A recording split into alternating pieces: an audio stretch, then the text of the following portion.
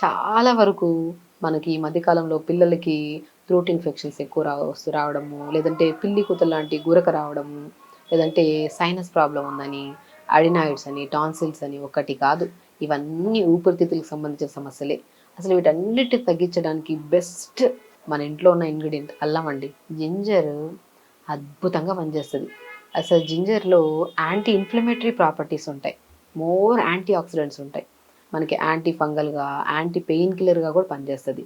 మనం చాలా వరకు గమనిస్తే సైనస్ ప్రాబ్లమ్ ఉండే పిల్లల్లో గానీ, లేదంటే అడినాయిడ్స్, టాన్సిల్స్ ఉండే పిల్లల్లో ఫ్రీక్వెంట్‌గా జరాలు రావడము, లేదంటే జాయింట్స్‌లో అక్కడక్కడ తిమ్మిరి, నొప్పి రావడము, లేదంటే ముఖమంతా ఉబ్బినట్టు అనిపించడము, లేదంటే నోస్ దగ్గర ఇక్కడ బాగా స్వెల్లింగ్ ఉండడము, లేదంటే ఫ్రీక్వెంట్ హెడ్‌ఏక్‌లు రావడం కూడా గమనిస్తూ ఉంటాం.